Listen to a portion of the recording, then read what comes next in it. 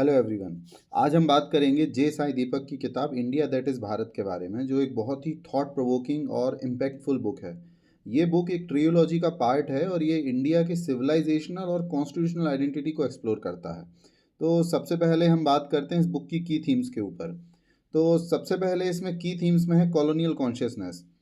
साई दीपक explain करते हैं कि कॉलोनियल रूल ने सिर्फ इंडिया के पॉलिटिकल सिस्टम को ही नहीं बल्कि हमारी कल्चरल और इंटेलेक्चुअल आइडेंटिटी को भी कैसे बदल दिया है।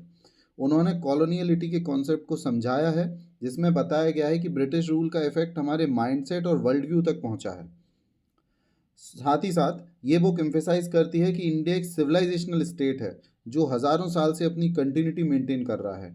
साई दीपक आर्ग्यू करते हैं कि हमें अपनी इंडिजिनियस फ्रेमवर्क को रिक्लेम करना होगा और वेस्टर्न इंटरप्रिटेशंस को पीछे ब्लाइंडली नहीं चलना चाहिए। फॉर एग्जांपल, आज 1 जनवरी है तो न्यू ईयर का जो कॉन्सेप्ट है, भारतीय संस्कृति में ये अलग अलग तारीखों पे मनाया जाता है। अलग अलग कैलेंडर्स हैं, शक कैलेंडर, विक्रम संवत, अलग अलग। ओके।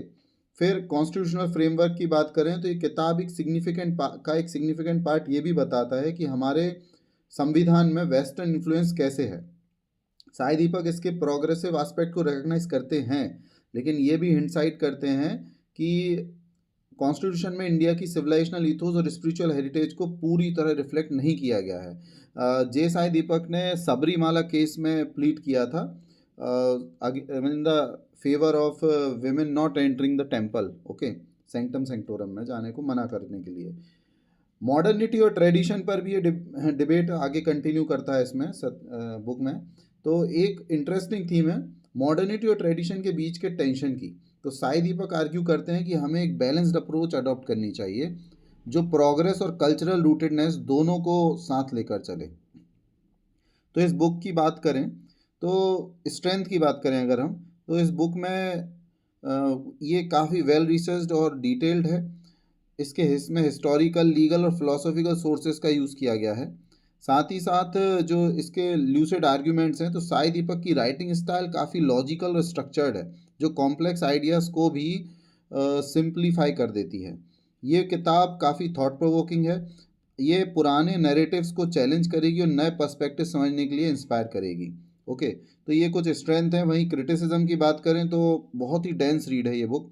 मतलब इसकी डिटेल्ड एनालिसिस कैजुअल रीडर्स के लिए थोड़ा ओवरवेलमिंग हो जाती है और थोड़ा व्यूज़ पोलराइज्ड हैं। कुछ क्रिटिक्स कह रहे हैं कि बुक का जो टोन है वो कल्चरल नेशनलिज्म की तरफ लीन करता है, जो अलग आइडियोलॉजिकल व्यूज़ रखने वालों को एलिनेट कर सकता है।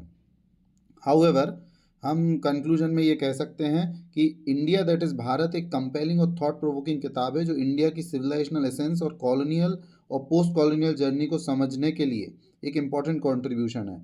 अगर आपको कल्चरल रिवाइवलिज्म में इंटरेस्ट है तो ये किताब आपके लिए मस्ट रीड है ना। एंड आपको ये रिव्यू कैसा लगा तो you can tell me that in comments. Thank you.